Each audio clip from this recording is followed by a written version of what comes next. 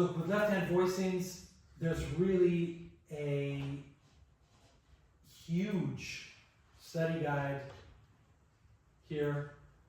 No, we just like to see how an exercise would be structured with that. No, exercise is just going to be, here are some chord symbols. You have a beginning piano student.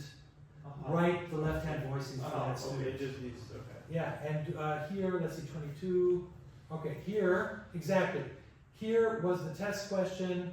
You have a beginning piano student. Right, here's the song Autumn Leaves. And you're a teacher in school. The Swedish ambassador is arriving soon. For your beginning piano student, write in the left-hand voicings for them in the bass clef. There's no need to write out both forms of each voicing. Choose one of the two, start there, so that the student, the idea of left-hand voice is that you don't have to lift your hand for each chord. All right? But the distance between the melody and the chord in the left hand is not important. It's not important. For left-hand voicing, it's important that the lowest note of the voicing is in this range. You go lower, it sounds muddy. You go higher, it starts to interfere with the melody.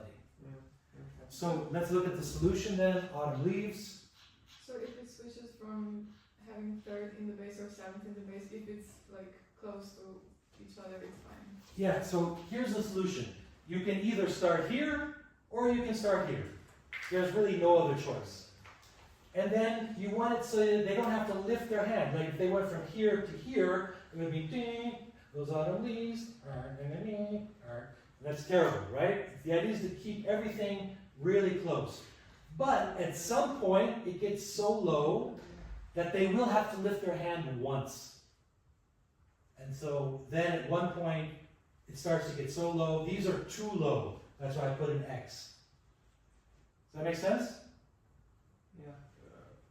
So- This is below the C, right? We'll see.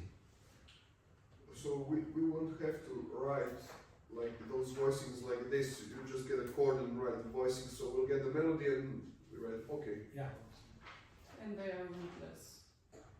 Left-hand voicings, another name for left-hand voicings is rootless chords. But it doesn't matter, like we can use 5 notes or... Yes, generally 4 notes, but if there's some tensions, you might have to use 5. Okay.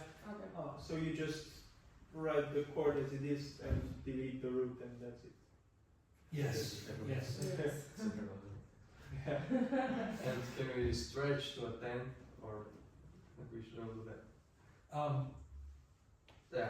No, because piano players don't do that. They either play shell voicings Yeah, okay. or they play these left-hand voicings where everything is like within a seventh in the hand. So it fits nicely. Okay.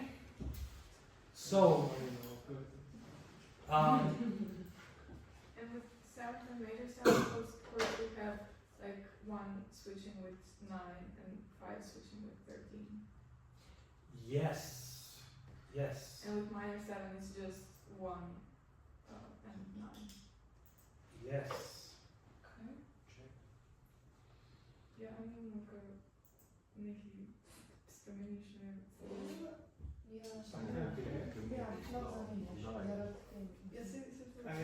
So this is to avoid the tension of a minor clef.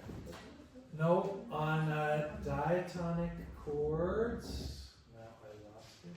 Like I'm not sure when yeah, I'm not sure. That's why what I'm asking. When do we do it? Yeah. Yeah. So on major 7 chords, you can substitute the 9th for the root and the 13th for the 5th. Yeah. The same on dominant chords, Mhm. the 9th for the root and the 13th for the 5th. And on minor, So we can add a 9 or a 13 even if it's not written in the chord symbol. exactly. If it's a boring chord symbol that doesn't have any tensions, Yeah, but when do we do these? Like, whenever you see C minor 7, yeah, but I mean, But only for the left hand? only for left hand voicings. Oh, okay. Yeah.